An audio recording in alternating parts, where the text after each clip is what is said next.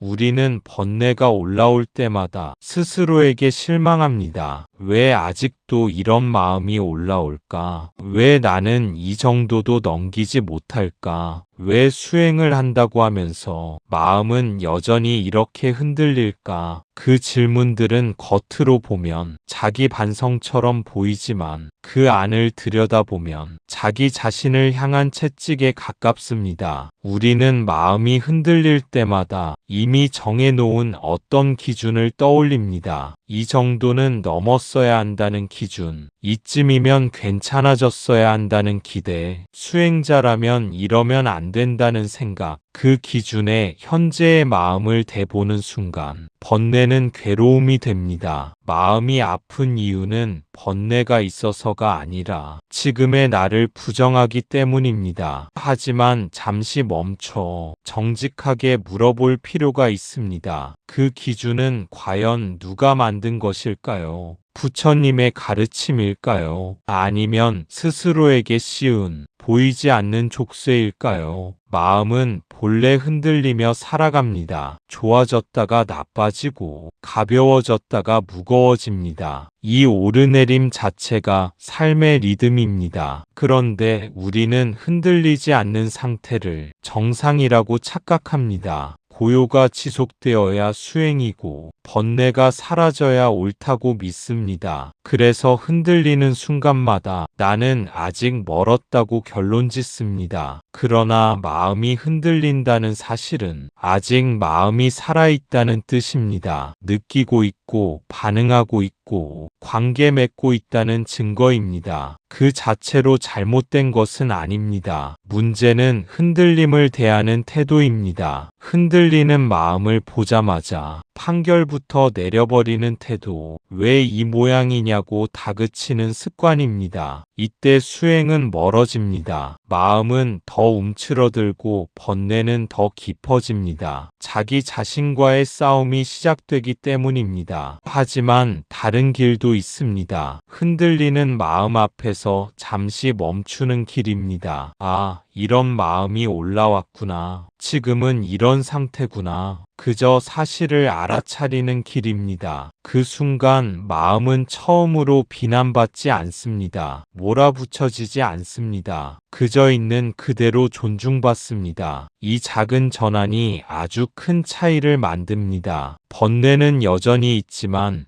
괴로움은 줄어듭니다. 마음은 여전히 흔들리지만 자기 혐오는 사라집니다. 수행이란 완벽해지는 과정이 아니라 자기 자신을 정직하게 만나는 연습입니다. 좋은 마음만을 선택하는 것이 아니라 일어나는 마음을 숨기지 않는 용기입니다. 그래서 번뇌가 올라올 때 가장 먼저 필요한 것은 실망이 아니라 정직함입니다. 지금 이 마음이 나의 현재라는 사실을 부드럽게 인정하는 것, 그 인정 위에서 비로소 다음 걸음이 시작됩니다. 화가 치밀어 오르면 수행이 부족하다고 느끼고 불안이 올라오면 아직 멀었다고 생각합니다. 그래서 번뇌는 늘 실패처럼 느껴집니다. 그렇게 느끼는 순간 우리는 마음속에서 조용히 스스로를 탈락시킵니다. 아직 자격이 없다고, 아직 이 길을 말할 단계가 아니라고 혼자서 판결을 내려버립니다. 화가 올라온 자신을 보며 이 정도에도 흔들리다니 하고 자책하고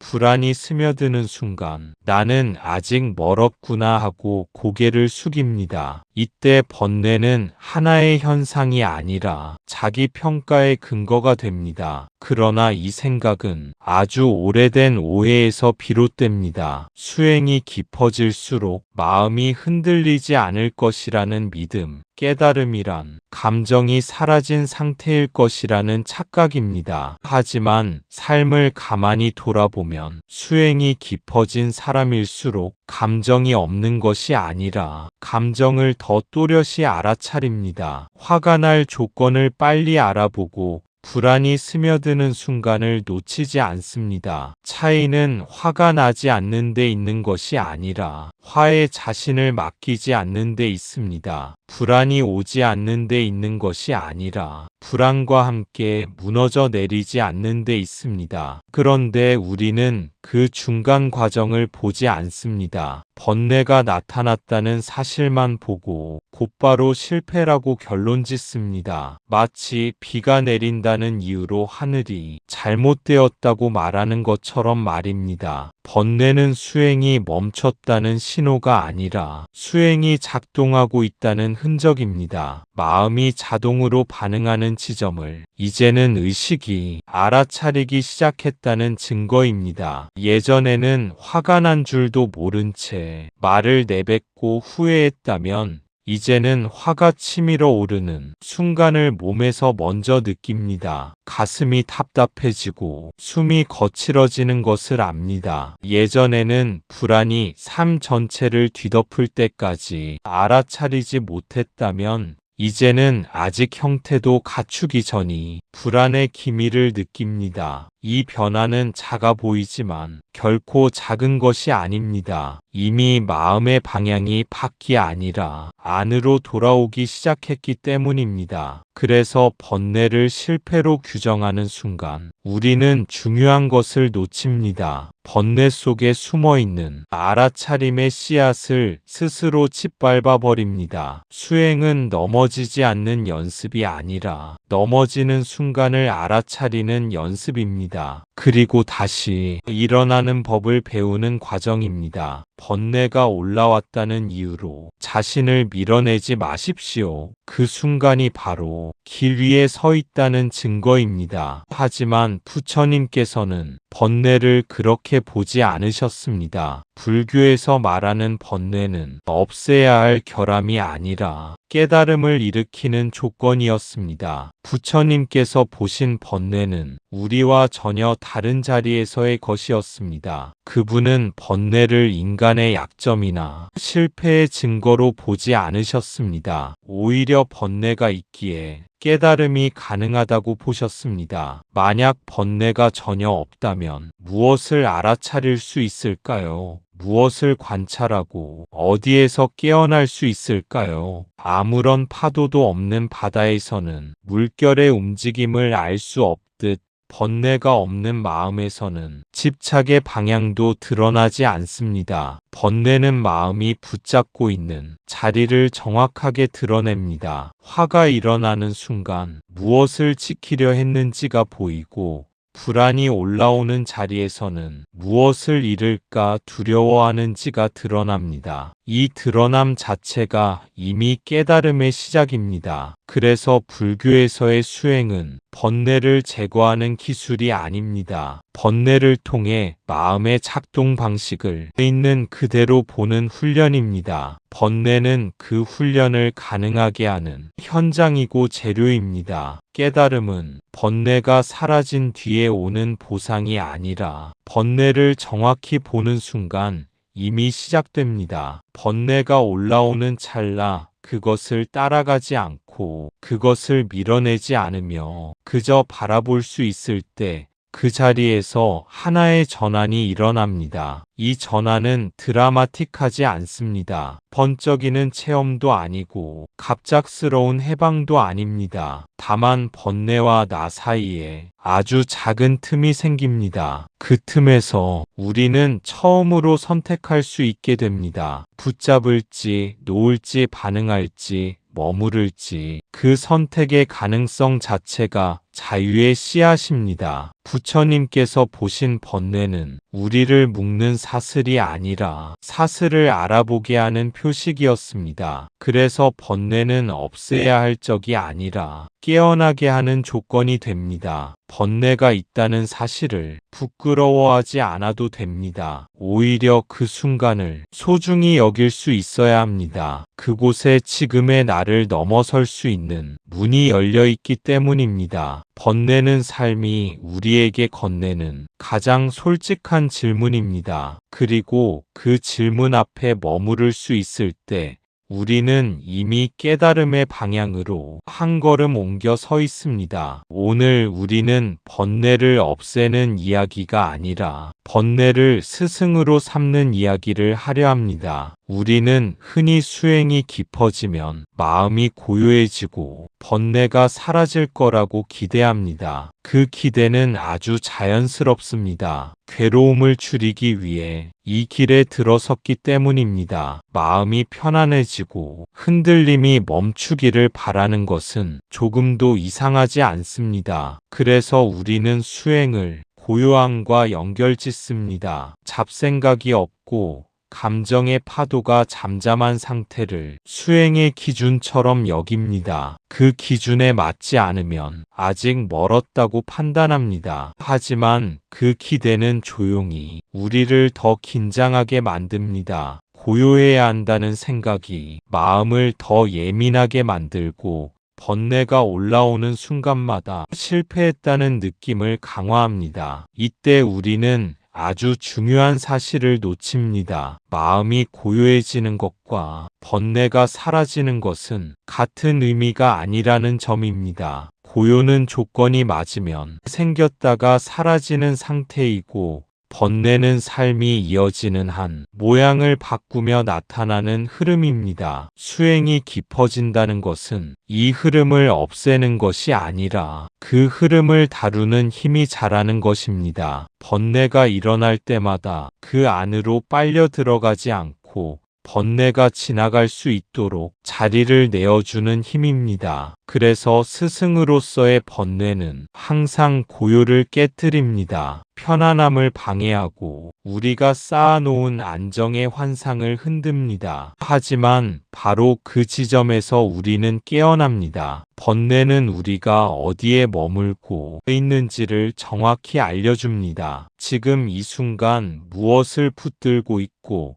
무엇을 놓지 못하고 있는지 숨김없이 드러냅니다. 이것을 보지 못한 채 고요만을 쫓으면 수행은 점점 삶과 멀어집니다. 일상의 갈등과 감정은 수행 바깥의 것으로 밀려나고 조용한 시간만이 수행처럼 여겨집니다. 그러나 부처님께서 가르치신 길은 삶에서 도망치는 길이 아니었습니다. 삶 한가운데에서 깨어있는 길이었습니다. 번뇌가 일어나는 바로 그 자리에서 알아차림을 놓지 않는 길이었습니다. 그래서 번뇌를 스승으로 삼는다는 것은 고요를 포기하라는 말이 아닙니다. 고요에 집착하지 말라는 뜻입니다. 고요가 있을 때도 없을 때도 흔들리지 않는 자리를 조금씩 발견해 가는 과정입니다. 그 자리는 번뇌가 사라져서 생기는 것이 아니라 번뇌를 통해 서서히 드러납니다. 하지만 삶을 조금만 정직하게 바라보면 그 기대는 자주 깨집니다. 오히려 수행을 할수록 더 미세한 감정이 보이고 예전에는 느끼지 못했던 불편함이 더 또렷하게 드러납니다. 그 순간 우리는 당황합니다. 분명 수행을 하고 있는데 마음은 더 예민해진 것처럼 느껴집니다. 괜히 시작한 건 아닐까 의심이 올라오기도 합니다. 예전에는 대충 넘겼던 말 한마디에 이제는 마음이 오래 머물고 무심코 지나쳤던 표정 하나에 가슴이 먼저 반응합니다. 이 변화가 좋은 것인지 나쁜 것인지 혼란스러워집니다. 하지만 이 현상은 잘못된 방향이 아니라 정확한 방향으로 가고 있다는 신호입니다. 마음이 무거워진 것이 아니라 감각이 섬세해진 것입니다. 보지 못하던 것을 보기 시작한 것입니다. 수행은 마음을 무디게 만드는 과정이 아닙니다. 오히려 마음의 촉을 살아나게 합니다. 그동안 습관과 자동 반응 속에 묻혀있던 감정들이 이제는 모습을 드러냅니다. 불편함이 선명해진다는 것은 괴로움이 커졌다는 뜻이 아닙니다. 괴로움의 원인을 더 정확히 볼 수 있게 되었다는 뜻입니다. 어디에서 마음이 조여오는지, 어떤 순간에 긴장이 생기는지 이제는 알아차릴 수 있습니다. 예전에는 막연한 답답함으로만 남아있던 감정이 이제는 구체적인 느낌으로 다가옵니다. 가슴이 답답해지고 어깨가 굳어지고 숨이 얕아지는 것을 분명히 느낍니다. 이것은 마음이 약해졌기 때문이 아닙니다. 오히려 마음이 정직해졌기 때문입니다. 더 이상 감정을 덮지 않고 있는 그대로 마주할 수 있는 힘이 자라고 있다는 증거입니다. 그래서 수행의 어느 지점에서는 편안함보다 불편함이 먼저 옵니다. 그 불편함은 우리를 괴롭히기 위한 것이 아니라 우리가 스스로를 속여왔던 자리를 비추기 위해 나타납니다. 이때 중요한 것은 이 불편함을 잘못으로 여기지 않는 태도입니다. 지금의 상태를 후퇴로 오해하지 않는 것입니다. 이것은 길을 잃었다는 신호가 아니라 길 위에 있다는 표시입니다. 불편함이 드러날수록 깨어날 수 있는 지점도 많아집니다. 수행은 편안함을 유지하는 연습이 아니라 불편함 앞에서도 눈을 돌리지 않는 연습이기 때문입니다. 이렇게 조금씩 마음의 구조가 보이기 시작할 때 삶은 이전과 다른 깊이로 열리기 시작합니다. 그때 많은 사람들은 묻습니다. 수행을 잘못하고 있는 걸까요? 나는 왜 아직도 이렇게 흔들릴까요? 이 질문 속에는 하나의 큰 오해가 숨어 있습니다. 번뇌는 수행의 실패가 아니라 수행이 작동하고 있다는 증거라는 사실입니다. 이 오해는 아주 미묘해서 우리가 쉽게 알아차리지 못합니다. 겉으로는 겸손처럼 보이고 성찰처럼 들리기 때문입니다. 하지만 그 안에는 수행에 대한 잘못된 기준이 숨어 있습니다. 우리는 수행을 안정의 상태로 상상합니다. 마음이 더 이상 요동치지 않고 감정이 일정하게 유지되는 상태. 그래서 흔들림이 나타나면 곧바로 방향을 의심합니다. 하지만 수행이 작동한다는 것은 아무 일도 일어나지 않는다는 뜻이 아닙니다. 오히려 그 반대입니다. 그동안 무의식 속에 숨어있던 마음의 반응들이 의식 위로 올라오기 시작했다는 뜻입니다. 수행은 번뇌를 없애기 전에 번뇌를 보게 만듭니다. 보이지 않던 것이 보이기 시작하면 우리는 그것이 새로 생긴 것처럼 느낍니다. 하지만 사실 그것은 이미 오래전부터 거기에 있던 것입니다. 차이는 하나입니다. 이제는 그것을 알아차릴 수 있게 되었다는 점입니다. 이 알아차림이 바로 수행이 작동하고 있다는 가장 분명한 증거입니다. 흔들린다는 것은 중심이 없다는 뜻이 아닙니다. 중심을 찾는 과정에 들어섰다는 뜻입니다. 아직 중심에 머무르지 못했을 뿐, 그 방향은 이미 정해졌습니다. 바람이 불어야 깃발이 흔들리듯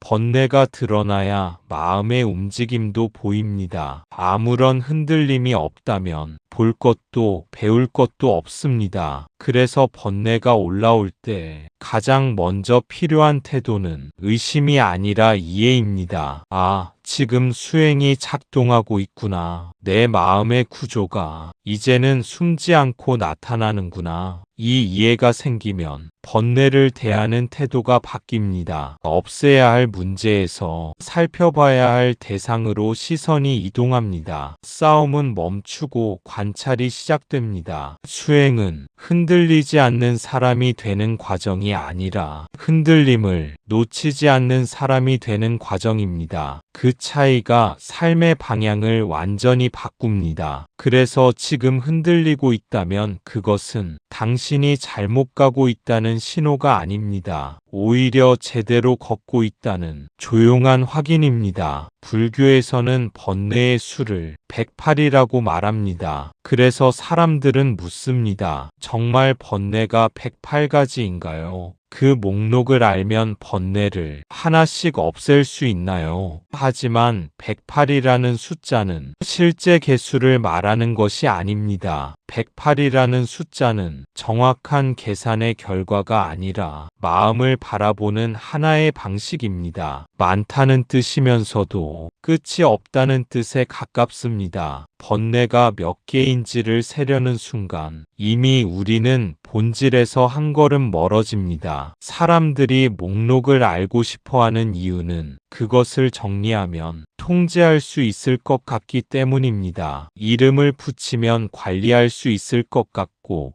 구분하면 하나씩 제거할 수 있을 것처럼 느껴집니다. 하지만 마음은 그렇게 다뤄지는 대상이 아닙니다. 번뇌는 정해진 수만큼 존재하는 물건이 아니라 조건이 맞을 때마다 다시 일어나는 흐름입니다. 같은 상황에서도 어떤 날은 분노가 되고 어떤 날은 불안이 되며 또 어떤 날은 무기력이 됩니다. 모습은 달라도 움직임의 뿌리는 같습니다. 그래서 108은 종류의 나열이 아니라 마음이 집착하는 구조를 가리킵니다. 보고, 듣고, 느끼고, 생각하는 모든 순간마다 마음이 자신을 중심으로 세상을 붙잡는 방식, 그 반복을 상징적으로 표현한 것이 108이라는 숫자입니다. 이 숫자는 번뇌가 얼마나 많은지를 말하려는 것이 아니라 번뇌가 얼마나 쉽게 얼마나 자주 우리 삶에 스며드는지를 보여줍니다. 어느 한 가지만 사라지면 모두 끝날 것이라는 기대를 부드럽게 내려놓게 합니다. 그래서 번뇌를 대하는 올바른 태도는 목록을 외우는 것이 아니라 지금 이 순간의 마음을 직접 보는 것입니다. 지금 무엇에 반응하고 있는지, 지금 무엇을 붙들고 있는지 살펴보는 일입니다. 108이라는 말은 우리에게 이렇게 말합니다. 번뇌는 특별한 상황에서만 생기는 예외가 아니라 삶 전체에 걸쳐 계속 관찰해야 할 대상이라고, 없애야 할 대상이 아니라 이해해야 할 흐름이라고. 이렇게 바라볼 때 번뇌는 더 이상 정복해야 할 숫자가 아닙니다. 삶을 통해 끊임없이 배워야 할 하나의 공부가 됩니다. 그 숫자는 마음이 집착하는 방식의 구조를 상징합니다. 눈으로 보고, 귀로 듣고, 코로 맡고, 혀로 맛보고, 몸으로 느끼고, 마음으로 생각하는 모든 순간마다 과거에 집착하고 현재에 매달리고 미래를 움켜쥐려는 마음에 반복되는 습관. 이 구조는 특별한 사람에게만 나타나는 것이 아닙니다. 우리 모두의 삶 속에서 하루도 빠짐없이 작동합니다. 아침에 눈을 뜨는 순간부터 잠자리에 들 때까지 마음은 끊임없이 대상을 붙잡습니다. 보고 나면 의미를 덧붙이고 듣고 나면 판단을 보태며 느낀 뒤에는 좋고 나쁨을 나눕니다. 이 모든 과정은 아주 자연스럽고 자동적입니다. 문제는 이 자동 반응이 나도 모르게 과거와 미래로 마음을 끌고 간다는 점입니다. 이미 지나간 말 한마디를 계속 되새기고 아직 오지 않은 상황을 미리 걱정합니다. 현재의 경험은 그 사이에서 자주 사라집니다. 이때 마음은 지금 여기에 있지 않습니다. 기억 속을 헤매거나 상상 속을 배회합니다. 그러는 동안 몸은 현재에 있지만 마음은 늘 다른 시간에 머뭅니다. 이 반복이 쌓이면 삶은 무거워집니다. 지금 겪고 있는 일보다 생각이 만든 이야기가 더 크게 느껴지기 때문입니다. 번뇌는 바로 이 지점에서 힘을 얻습니다. 번뇌는 새로운 무언가를 만들어내지 않습니다. 이미 보고 듣고 느낀 것을 다시 붙잡아 이야기로 엮을 뿐입니다. 그 이야기가 사실처럼 느껴질수록 우리는 더 깊이 끌려갑니다. 그래서 수행에서 중요한 것은 이 구조를 이해하는 일입니다. 무엇을 보고 있는지보다 어떻게 보고 있는지를 살피는 것, 무슨 생각을 하고 있는지보다 그 생각에 어떻게 매달리고 있는지를 알아차리는 것입니다. 이 알아차림이 생기면 마음의 습관은 조금씩 힘을 잃습니다. 여전히 같은 감각이 들어오고 같은 생각이 떠오르지만 그것에 붙드는 힘은 이전과 같지 않습니다. 108이라는 숫자는 이 반복을 끝내라는 명령이 아니라 이 반복을 보라는 초대입니다. 마음이 어디에서 어떻게 매달리고 있는지를 지금 이 자리에서 살펴보라는 안내입니다. 그 초대에 응답할 때 번뇌는 삶을 괴롭히는 짐이 아니라 삶을 이해하게 하는 지도처럼 작용하기 시작합니다. 그 모든 흐름을 하나의 상징으로 표현한 것이 바로 108번뇌입니다. 그래서 번뇌는 계속 이름을 바꿔가며 나타납니다. 어제는 분노였고 오늘은 불안이며 내일은 비교가 됩니다. 모습은 달라도 뿌리는 같습니다. 놓지 못한 마음입니다. 그래서 번뇌는 완전히 사라진 것처럼 보였다가도 전혀 다른 얼굴로 다시 나타납니다. 분노를 다스렸다고 생각한 자리에 불안이 올라오고 불안을 넘겼다고 느낀 순간 비교가 스며듭니다. 그때 우리는 혼란스러워집니다. 왜 끝이 없을까 하고 말입니다. 하지만 끝이 없는 것이 아니라 형태만 바뀌고 있을 뿐입니다. 마음은 늘 붙잡을 대상을 찾기 때문입니다. 하나를 내려놓으면 또 다른 곳에 손을 뻗습니다. 그래서 번뇌는 사라지는 것이 아니라 이동합니다. 이 이동의 중심에는 항상 같은 질문이 있습니다. 나는 지금 무엇을 통해 안전해지려고 하는가? 무엇을 통해 나를 지키려 하는가? 분노는 위협받고 있다는 느낌에서 오고,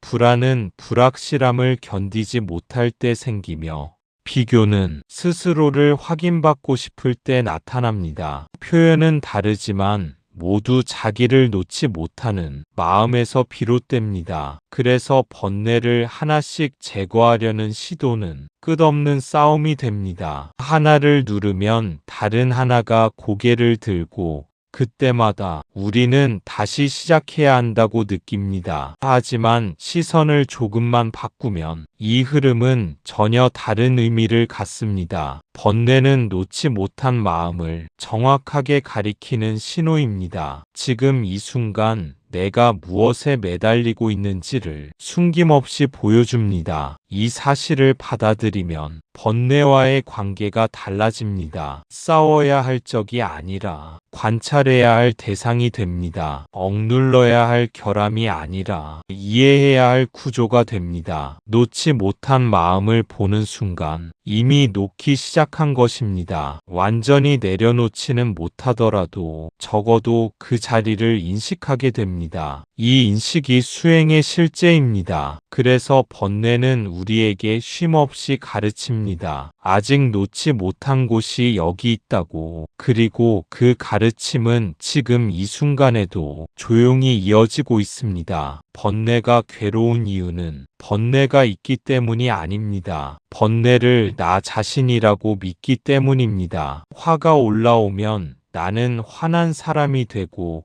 불안이 올라오면 나는 불안한 존재가 됩니다. 이때 우리는 번뇌와 하나가 됩니다. 그 순간 우리는 마음속에서 아주 빠른 동일시를 합니다. 이 화는 내가 되었고 이 불안은 나의 정체성이 됩니다. 감정은 잠시 머무는 손님인데 우리는 그 손님에게 집의 주인 자리를 내어줍니다. 그러면 마음에는 선택의 여지가 사라집니다. 화가 나 있으니 화를 내야 하고 불안하니 불안에 따라 움직여야 한다고 믿게 됩니다. 이 믿음이 괴로움을 키웁니다. 번뇌 자체보다 번뇌와 나를 구분하지 못하는 상태가 우리의 숨을 막습니다. 감정이 올라오는 것은 자연스러운 반응이지만 그 감정이 곧 나라고 여기는 순간 삶의 모든 문이 좁아집니다. 하지만 가만히 들여다보면 화가 올라온다고 해서 내가 곧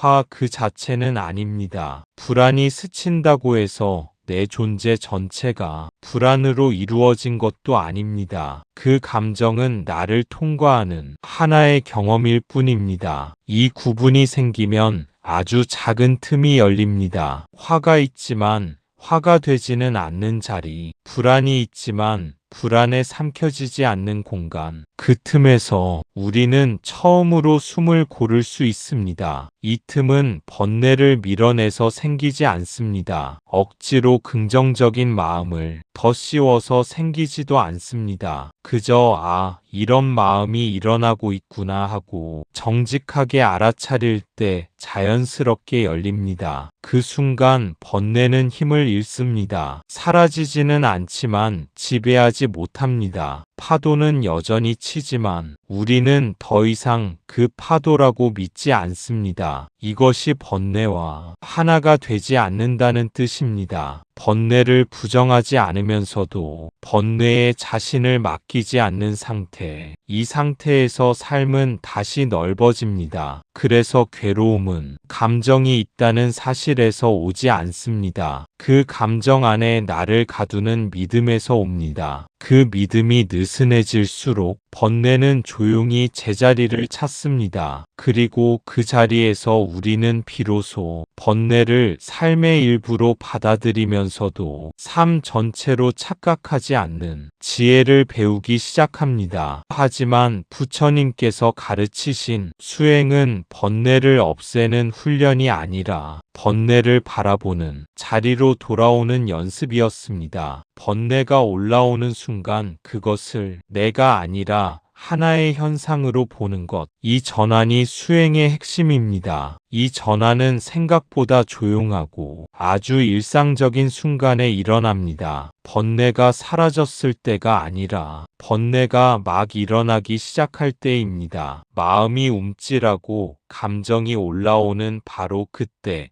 한 걸음 물러서서 그 움직임을 바라봅니다. 바라본다는 것은 판단하지 않는다는 뜻입니다. 옳고 그름을 가르지 않고 좋다 나쁘다로 나누지 않습니다. 그저 일어났다는 사실을 인정합니다. 이 인정이 수행의 문을 엽니다. 이 순간 번뇌는 더 이상 몰아내야 할 적이 아닙니다. 붙잡아야 할 나도 아닙니다. 그저 조건이 맞아 나타난 하나의 현상입니다. 비가 오면 젖고 바람이 불면 흔들리듯 마음도 그렇게 반응할 뿐입니다. 이렇게 볼 수 있을 때 번뇌와 나 사이에는 자연스러운 거리가 생깁니다. 그 거리는 냉담함이 아니라 자유의 여지입니다. 끌려가지 않아도 되는 공간. 반응을 선택할 수 있는 틈입니다. 이 틈이 생기면 삶은 조금 느려집니다. 말을 내뱉기 전에 한 번 더 숨을 쉬게 되고 행동하기 전에 몸의 긴장을 느끼게 됩니다. 이 짧은 멈춤이 삶의 방향을 바꿉니다. 중요한 것은 번뇌를 없애려 하지 않는 태도입니다. 없애려는 순간 우리는 다시 싸움 속으로 들어갑니다. 싸움은 또 다른 번뇌를 낳습니다. 수행은 싸움을 멈추는 연습입니다. 바라보는 자리로 돌아온다는 것은 본래 있던 자리로 돌아온다는 뜻입니다. 번뇌 이전의 나, 번뇌와 동일시되기 전의 자리, 그 자리는 언제나 열려 있지만 우리가 자주 잊을 뿐입니다. 그래서 수행은 새로운 무언가를 얻는 길이 아니라 잊고 있던 자리를 다시 기억하는 길입니다. 번뇌가 올라올 때마다 그 기억은 다시 한번 확인됩니다. 이렇게 번뇌를 현상으로 볼 수 있을 때 번뇌는 더 이상 우리를 끌고 가는 힘이 아닙니다. 오히려 깨어 있을 수 있도록 계속 신호를 보내는 동반자가 됩니다. 이것이 부처님께서 가르치신 수행의 가장 조용하면서도 가장 단단한 중심입니다. 번뇌는 늘 아주 정확한 자리에 나타납니다. 성냄은 지키고 싶은 내가 있을 때 일어나고 불안은 붙잡고 싶은 미래가 있을 때 올라옵니다. 서운함은 기대가 있었음을 알려주고 질투는 비교 속에 내가 있음을 드러냅니다. 이렇게 번뇌는 막연하게 떠오르지 않습니다. 아무 이유 없이 생겨나는 것도 아닙니다. 항상 마음이 어딘가에 고정되어 있을 때, 무언가를 붙들고 있을 때 정확히 그 지점을 건드립니다. 그래서 번뇌를 가만히 들여다보면 그 안에는 분명한 메시지가 들어 있습니다. 지금 이 마음은 무엇을 지키려 하고 있는지, 무엇을 잃지 않으려 애쓰는지를 숨김없이 보여줍니다. 성냄은 내가 중요하게 여기는 것이 위협받고 있다는 신호입니다. 그 대상이 사람이든 가치이든 자존심이든 상관없습니다. 지켜야 할 내가 있을 때 마음은 날카로워집니다. 불안은 아직 오지 않은 시간에 마음을 보내고 있다는 증거입니다. 미래가 불확실할수록 마음은 지금을 떠나 앞으로 달려갑니다. 붙잡을 수 없는 것을 붙잡으려 할수록 불안은 커집니다. 서운함은 관계 속에서 생깁니다. 기대하지 않았다면 서운할 이유도 없습니다. 서운함이 올라온다는 것은 마음속 어딘가에 당연히 이렇게 해주었으면 좋겠다는 기대가 자리 잡고 있었다는 뜻입니다. 질투 역시 마찬가지입니다. 비교하지 않는다면 질투는 생기지 않습니다. 질투는 타인의 모습 속에서 자신을 확인하려는 마음이 작동하고 있다는 신호입니다. 이렇게 보면 번뇌는 무작위로 나타나는 방해물이 아닙니다. 내 마음의 중심이 어디에 놓여 있는지를 정확히 가리키는 지표입니다. 이 지표를 무시하면 번뇌는 더 크게 소리칩니다. 하지만 잠시 멈추어 그 뜻을 들여다보면 번뇌는 조용해집니다. 이미 전달할 말을 다 했기 때문입니다. 그래서 수행에서 중요한 것은 번뇌를 판단하는 것이 아니라 번뇌가 가리키는 방향을 살펴보는 일입니다. 지금 나는 무엇을 그렇게 중요하게 여기고 있는가? 그 질문 앞에 정직하게 서는 순간 번뇌는 또 하나의 가르침으로 자리를 옮깁니다. 이렇게 번뇌를 읽을 수 있을 때 삶은 조금씩 덜 흔들리고 조금씩 더 선명해집니다. 그래서 번뇌는 나를 괴롭히기 위해 오는 것이 아니라 내가 아직 놓지 못한 자리를 정확하게 가리켜주는 안내자입니다. 이것이 바로 번뇌가 스승인 이유입니다. 스승은 항상 불편합니다. 하지만 그 불편함은 우리를 벌주기 위한 것이 아니라 깨어나게 하기 위해 존재합니다. 그래서 번뇌가 찾아올 때 조금 다른 태도가 필요합니다. 쫓아내려는 마음이 아니라 귀 기울이려는 자세입니다. 이 마음이 왜 지금 이 순간에 이런 얼굴로 나타났는지를 조용히 묻는 것입니다. 스승이 늘 다정할 수는 없습니다. 우리의 익숙한 자리를 흔들어 놓기 때문입니다. 편안함을 깨뜨리고 당연하게 여겼던 생각에 의문을 던집니다. 그래서 번뇌는 마음에 거슬립니다. 하지만 그 거슬림은 잘못되었다는 신호가 아니라 움직여야 할 때가 되었다는 알림입니다. 지금 머물고 있는 자리가 더 이상 나를 살리지 못한다는 삶의 메시지입니다. 번뇌를 피하려 하면 같은 자리에 머무르게 됩니다. 불편함을 덮어두면 변화는 일어나지 않습니다. 반대로 그 불편함을 정면으로 바라볼 수 있을 때 삶은 조금씩 방향을 바꿉니다. 이 과정은 결코 화려하지 않습니다. 드라마처럼 갑작스러운 깨달음도 없습니다. 대신 아주 소소한 변화가 하루하루 쌓입니다. 예전 같으면 바로 반응했을 순간에 잠시 멈추게 되고 당연히 붙잡던 생각을 조금 느슨하게 놓게 됩니다. 번뇌는 그 느슨해짐을 가능하게 합니다. 지금까지 너무 단단히 쥐고 있던 것을 알아차리게 하고 그 힘을 조금 빼도록 돕습니다. 그래서 번뇌는 우리의 적이 아니라 동행자에 가깝습니다. 스승은 답을 대신 주지 않습니다. 질문을 던질 뿐입니다. 번뇌도 마찬가지입니다. 해결책을 주지는 않지만 깨어날 자리를 정확히 보여줍니다. 그 자리를 외면하지 않을 때 배움은 시작됩니다. 이렇게 번뇌를 스승으로 맞이하면 삶은 더 이상 피해야 할 문제의 연속이 아닙니다. 매 순간이 배움의 장이 됩니다. 불편함조차 성장의 일부가 됩니다. 그래서 번뇌가 올라올 때 조금만 다르게 바라보십시오. 그것은 당신을 벌주러 온 것이 아니라 다음 단계로 이끌기 위해 문을 두드리고 있습니다. 수행에서 가장 중요한 질문은 이것입니다. 어떻게 하면 번뇌를 없앨 수 있을까가 아니라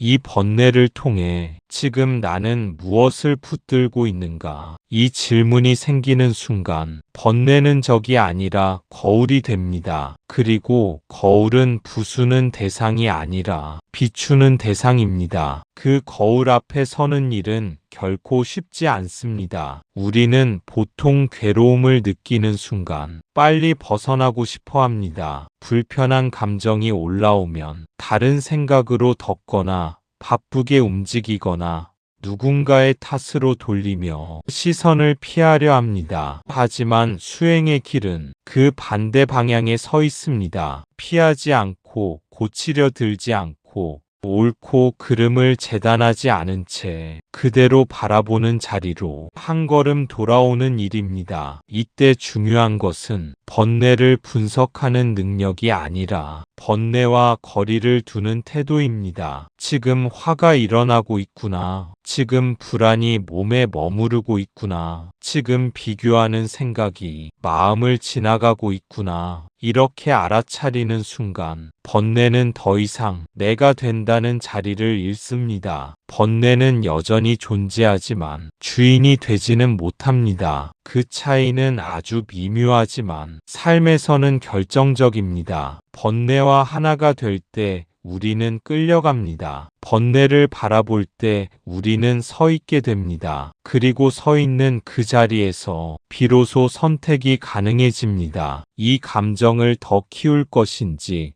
아니면 그냥 흘려보낼 것인지, 이 생각을 붙잡을 것인지 아니면 지금 숨으로 돌아올 것인지. 수행은 번뇌가 사라진 이상적인 상태를 만드는 일이 아니라 번뇌가 있어도 길을 잃지 않는 힘을 기르는 일입니다. 그래서 수행자는 번뇌가 없는 날을 기다리지 않습니다. 오히려 번뇌가 일어나는 순간을 가장 중요한 수행의 자리로 삼습니다. 바로 지금 이 마음이 흔들리는 이 순간이 깨어남으로 향하는 문 앞이기 때문입니다. 번뇌는 문을 두드리는 손이고 알아차림은 문을 여는 힘입니다. 문을 부수지 않아도 됩니다. 두드리는 손을 미워할 필요도 없습니다. 그저 문이 있다는 사실을 알고 조용히 열면 됩니다. 그 순간 번뇌는 더 이상 당신을 가두는 벽이 아니라 자유로 향하는 입구가 됩니다. 많은 사람들이 번뇌와 싸웁니다. 올라오지 말라고 다그치고 좋은 마음으로 덮으려 하고 수행자로서 이러면 안 된다고 자기 자신을 꾸짖습니다. 하지만 그 싸움은 또 다른 번뇌를 낳을 뿐입니다. 왜냐하면 그 싸움의 중심에는 늘 이래서는 안 되는 나가 있기 때문입니다. 번뇌를 없애려는 마음 속에는 이미 기준이 서 있습니다. 이 정도는 느껴도 되지만 이 이상은 잘못이라고, 수행자는 이래야 하고 마음은 이만큼은 고요해야 한다는 보이지 않는 잣대입니다. 그 잣대에 맞추지 못한 순간 우리는 번뇌 위에 죄책감이라는 또 하나의 짐을 얹습니다. 화가 난 자신을 탓하고 불안해하는 마음을 부끄러워하며 흔들리는 나를 실패로 규정합니다. 그러나 부처님의 길은 자기를 몰아붙이는 길이 아니었습니다. 수행은 마음을 통제하는 기술이 아니라 마음을 이해하는 지혜입니다. 이해는 힘으로 이루어지지 않습니다. 다그침으로도 자라지 않습니다. 오히려 멈추어 서서 왜 지금 이 마음이 여기에 와 있는지를 묻는 데서 시작됩니다. 번뇌는 이유 없이 생기지 않습니다. 지나치게 애쓴 자리,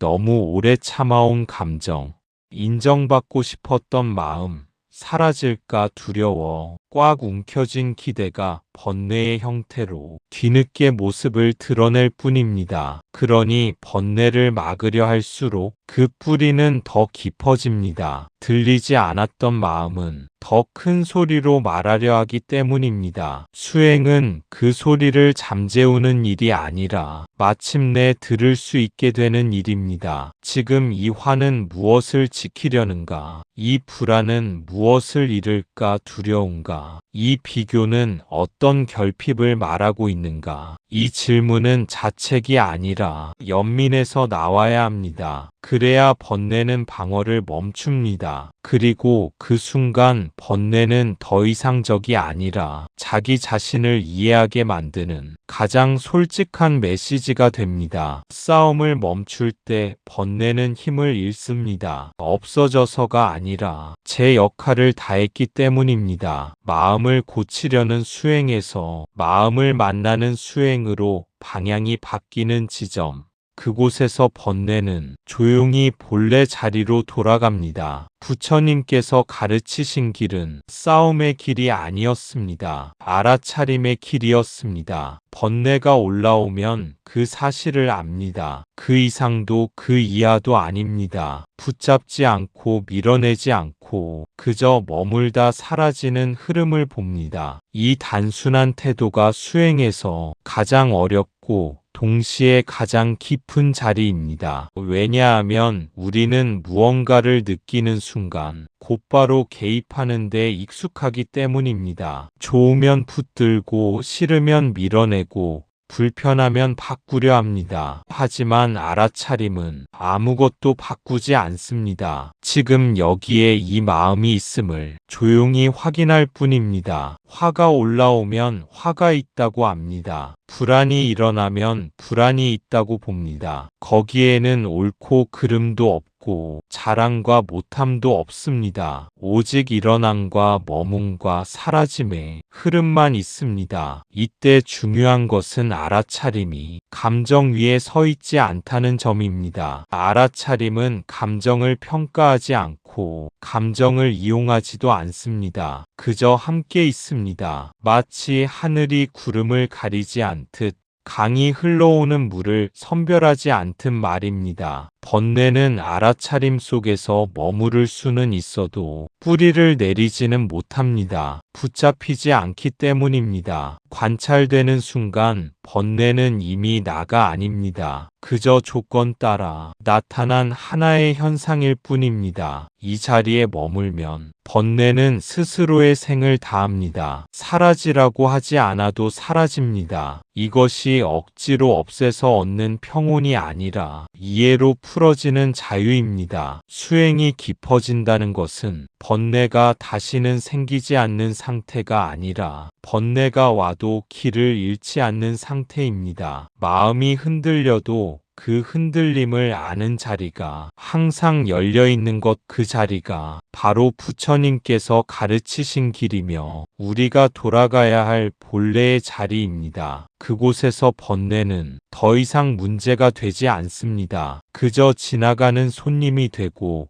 우리는 주인으로 조용히 남아 있습니다. 이때 중요한 것은 번뇌가 사라지는 것이 아니라 번뇌와 나 사이에 거리가 생기는 것입니다. 이 거리가 생기면 삶은 조금씩 달라집니다. 화가 올라와도 끝까지 끌려가지 않고 불안이 찾아와도 그 안에서 숨을 쉴 수 있습니다. 이 거리는 무감각해지는 냉담함이 아닙니다. 오히려 이전보다 더 또렷하게 마음을 느끼게 합니다. 다만 그 느낌에 삼켜지지 않을 뿐입니다. 번뇌와 나 사이에 한 걸음 물러설 수 있을 때 우리는 처음으로 선택할 여지를 얻게 됩니다. 예전에는 화가 올라오면 곧바로 말이 튀어나오고 행동이 앞섰습니다. 불안이 생기면 생각은 자동으로 최악의 결론을 향해 달려갔습니다. 그러나 거리가 생기면 그 즉각성이 느슨해집니다. 마음과 행동 사이에 아주 짧은 틈이 열립니다. 그 틈에서 우리는 숨을 고를 수 있습니다. 지금 이 감정이 나를 대신해 결정하게 두지 않아도 된다는 사실을 알게 됩니다. 이때 수행은 현실을 떠나는 일이 아니라 현실 속에 더 깊이 머무는 일이 됩니다. 감정을 억누르지 않고 감정을 부정하지 않으면서도 그 감정이 삶의 방향을 좌우하게 내버려 두지 않습니다. 번뇌는 여전히 오고 여전히 불편하지만 더 이상 중심을 차지하지는 못합니다. 마치 소음이 들리지만 그 소음이 나의 전부가 되지 않듯이 말입니다. 이 거리는 하룻밤 사이에 갑자기 생기지 않습니다. 매번 알아차리고 매번 놓치고 다시 돌아오는 반복 속에서 조금씩 자랍니다. 그리고 어느 순간 우리는 알게 됩니다. 삶이 가벼워진 것이 아니라 붙들고 있던 것이 조금 느슨해졌다는 사실을. 그 느슨함 속에서 마음은 이전보다 더 자유롭게 움직이기 시작합니다. 번뇌는 더 이상 삶을 가로막는 벽이 아니라 나를 돌아보게 하는 표지가 됩니다. 그 표지를 볼 줄 아는 만큼 우리는 덜 흔들리고 더 깨어있게 됩니다. 이것이 번뇌가 완전히 사라지지 않아도 삶이 달라질 수 있는 이유입니다. 번뇌는 여전히 있지만 번뇌가 삶을 지배하지는 않습니다. 이 상태를 불교에서는 자유라고 부릅니다. 번뇌가 없는 상태가 아니라 번뇌에 묶이지 않는 상태. 이 자유는 특별한 능력이 아닙니다. 누군가만 도달하는 높은 경지도 아닙니다. 지금 이 자리에서 조금만 방향을 바꾸면 누구나 맛볼 수 있는 마음의 상태입니다. 번뇌가 일어나지 않기를 기다릴 필요도 없고 완벽해질 때까지 수행을 미룰 이유도 없습니다. 번뇌가 있는 바로 그 자리에서 묶이지 않는 연습을 하는 것. 그것이 자유의 실제 모습입니다. 이때 자유는 세상이 뜻대로 돌아가서 얻어지는 것이 아닙니다. 사람들이 나를 늘 이해해주고 상황이 늘 편안해져서 생기는 것도 아닙니다. 오히려 그 반대입니다. 이해받지 못하는 순간에도, 상황이 뜻과 어긋날 때에도, 마음이 요동치는 가운데서도 놓지 않아도 되는 자리를 알게 되는 것입니다. 번뇌는 여전히 생각을 흔들고 감정을 자극합니다. 하지만 그 파도 위에 완전히 휩쓸리지는 않습니다. 파도가 있다는 사실과 그 파도에 내 존재를 맡기는 것은 다른 일이기 때문입니다. 자유는 번뇌를 통제하는 힘이 아니라 번뇌와 함께 있어도 자신을 잃지 않는 힘입니다. 그래서 이 자유는 조용합니다. 눈에 띄지 않고 자랑할 만한 표식도 없습니다. 다만 이전보다 덜 급해지고 덜 상처받고 덜 끌려갑니다. 그리고 무엇보다 자기 자신을 조금 더 믿게 됩니다. 번뇌가 와도 길을 잃지 않을 것이라는 신뢰가 생기기 때문입니다. 이 신뢰가 쌓일수록 삶은 조금 더 단순해집니다. 무엇을 없애야 할지보다 무엇을 붙들지 않아도 되는지가 분명해집니다. 그 분명함 속에서 우리는 비로소 번뇌와 함께 살아가면서도 속박되지 않는 길을 걷게 됩니다. 수행이 깊어질수록 번뇌가 완전히 사라질 것이라는 기대는 조용히 내려놓아야 합니다. 대신 이런 변화가 찾아옵니다. 번뇌를 더 빨리 알아차리고 더 짧게 머물게 하고 더 자비롭게 다루게 됩니다. 이 변화는 겉으로 보기에 아주 소박합니다. 하지만 삶을 통과하는 힘은 이전과 전혀 다릅니다. 번뇌가 일어나는 속도가 느려진 것이 아니라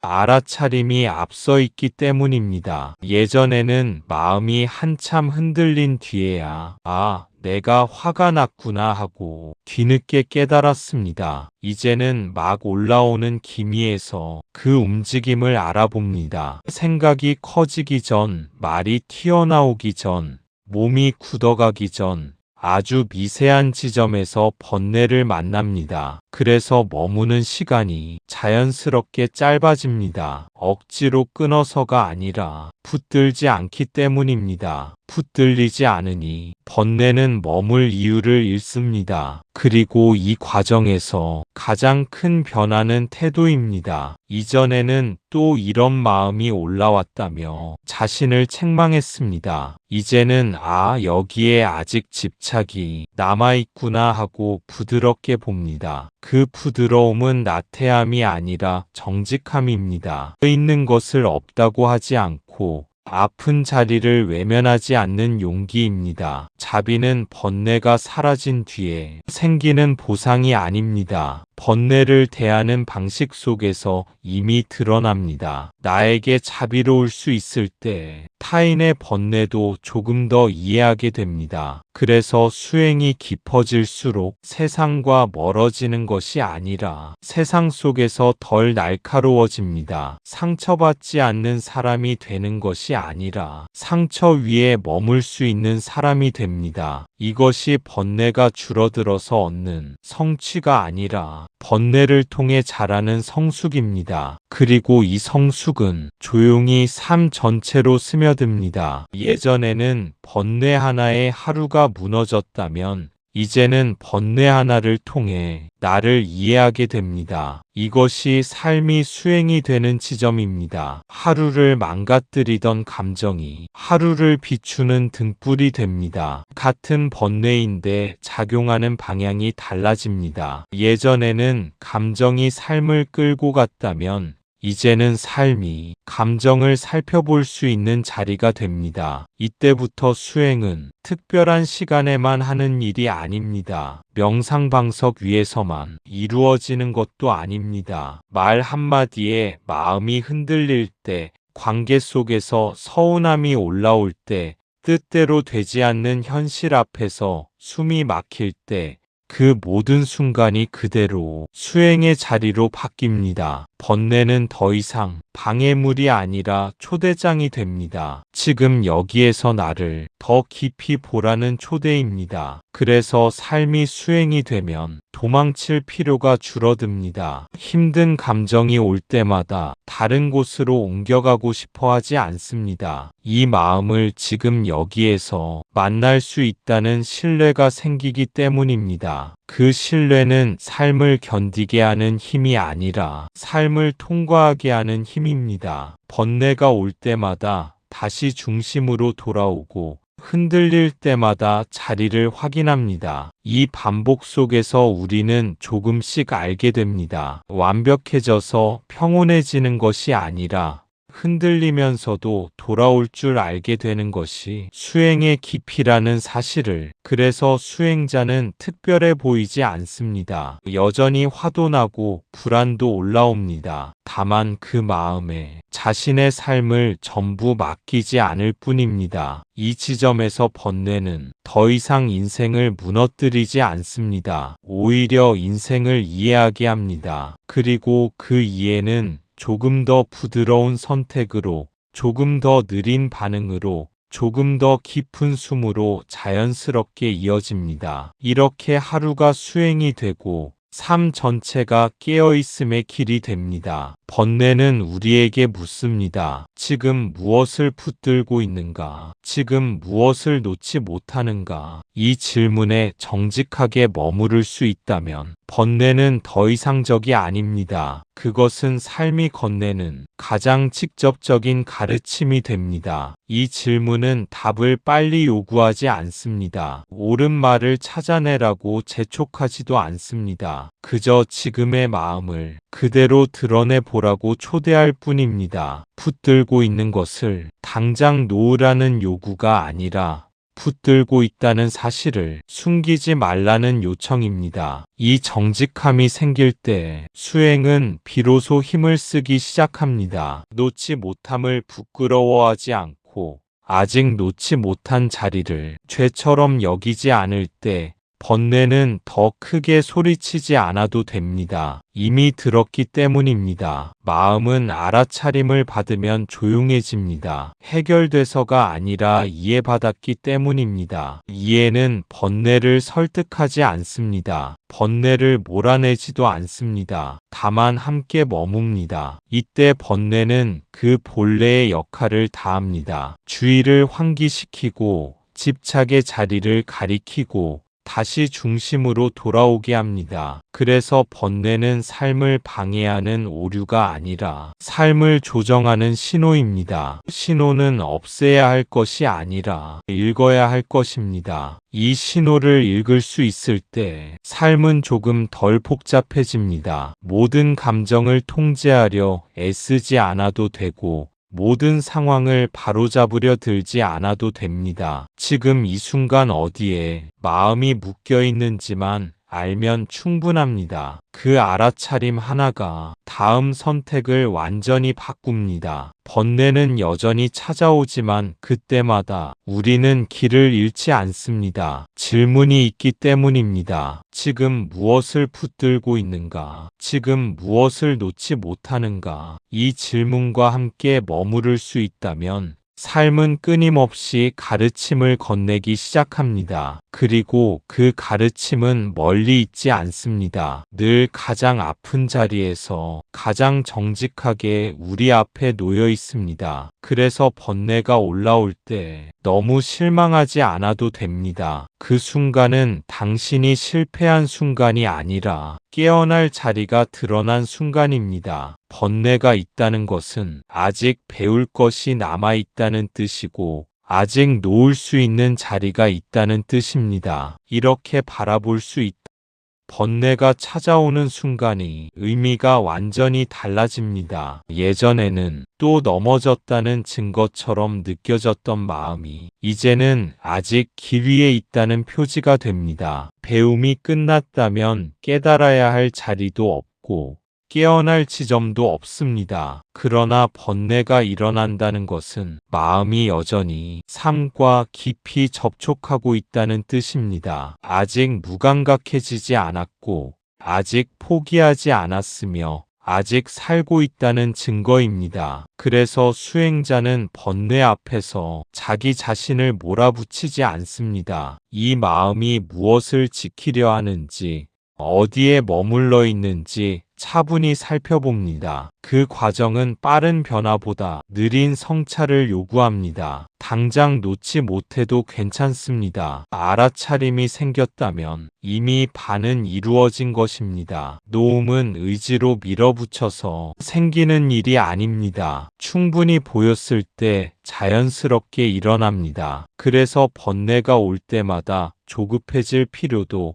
낙담할 이유도 없습니다. 그저 여기구나 하고 한 번 더 깨어나면 됩니다. 이 반복 속에서 삶은 조금씩 가벼워집니다. 짐이 줄어서가 아니라 짐을 드는 법을 알게 되었기 때문입니다. 번뇌는 우리를 뒤로 끌어당기는 손이 아니라 앞으로 이끄는 신호입니다. 그 신호를 읽을 수 있다면 번뇌는 더 이상 두려운 존재가 아닙니다. 오히려 성장을 멈추지 않았다는 조용한 증명이 됩니다. 그래서 오늘 번뇌가 찾아왔다면 그 자체로 수행은 이미 시작되었습니다. 아직 놓을 수 있는 자리, 아직 배울 수 있는 자리에서 당신은 지금 정확하게 서 있습니다. 우리는 완벽해지기 위해 수행하는 것이 아닙니다. 있는 그대로의 삶 속에서 깨어있기 위해 수행합니다. 번뇌와 함께 걷기 위해 수행합니다. 그래서 수행의 방향은 늘 위를 향하지 않습니다. 더 높아지려는 길이 아니라 더 깊이 내려오는 길입니다. 이 삶을 떠나 다른 어떤 상태로 도피하기 위함도 아닙니다. 지금 이 몸, 지금 이 마음,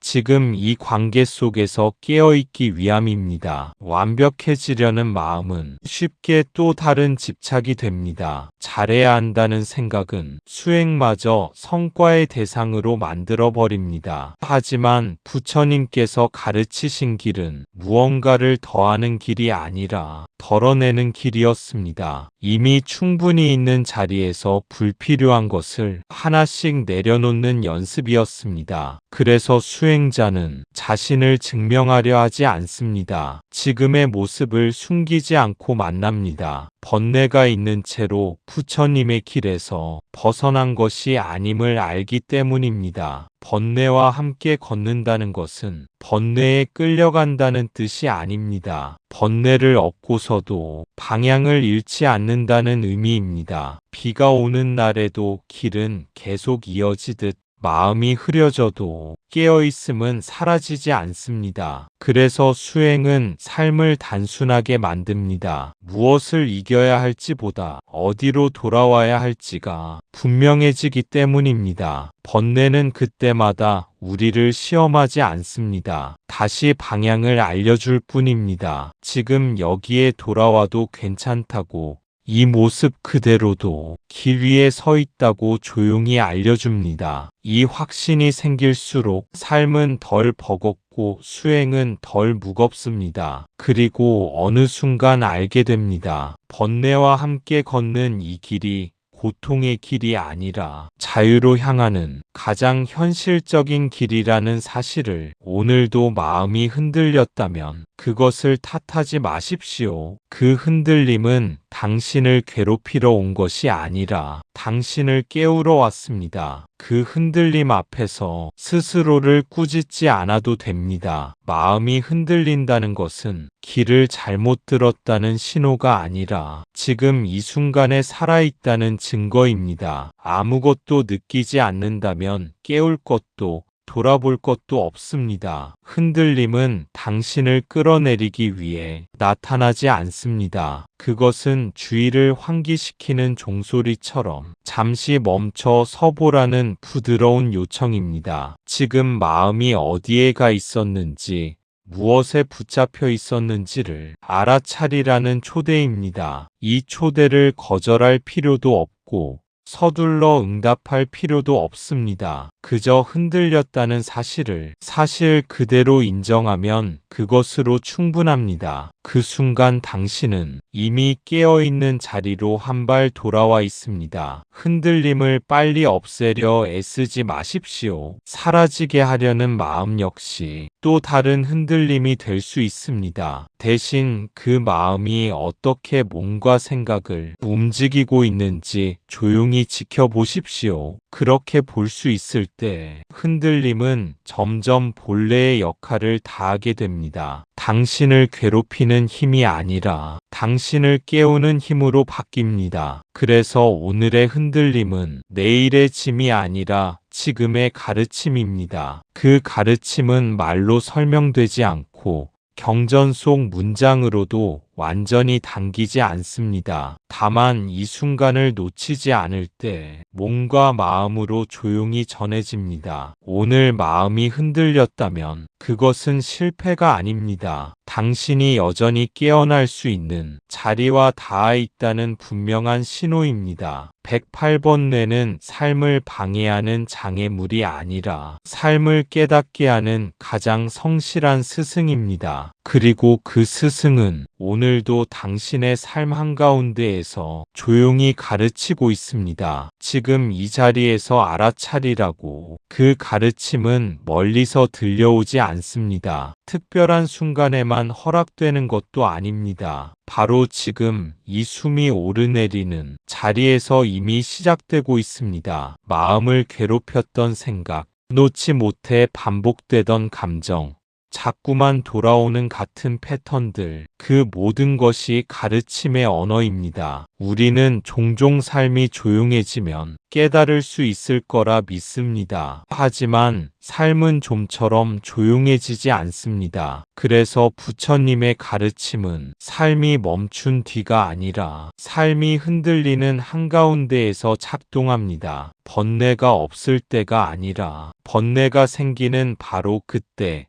알아차릴 수 있는 묻습니다. 지금 이 마음을 있는 그대로 볼 수 있는가? 좋고 나쁨을 붙이지 않고 성공과 실패로 나누지 않고 그저 일어난 것으로 인정할 수 있는가? 이 질문에 잠시라도 머무를 수 있다면 그 순간 수행은 이미 이루어지고 있습니다. 아무것도 고칠 필요 없고 아무것도 증명할 필요 없습니다. 지금 이 마음을, 지금 이 삶을 놓치지 않고 만나는 것, 그것이 전부입니다. 108번 뇌는 우리를 시험하지 않습니다. 우리를 밀어내지도 않습니다. 다만 끈질기게 같은 자리에 서서 계속 가리킵니다. 여기에서 보라고, 여기에서 깨어있으라고. 그 가리킴을 적대하지 않고 외면하지 않고 조용히 받아들일 때 번뇌는 스승의 얼굴을 드러냅니다. 오늘도 삶은 당신을 괴롭히기보다 깨우고자 합니다. 나무 아미타불 관세음보살, 그 신호를 놓치지 않는다면 당신의 하루는 그 자체로 가르침의 장이 됩니다. 지금 이 자리, 지금 이 마음에서 이미 충분히 길은 열려 있습니다. 감사합니다. 구독과 좋아요는 저에게 큰 힘이 됩니다.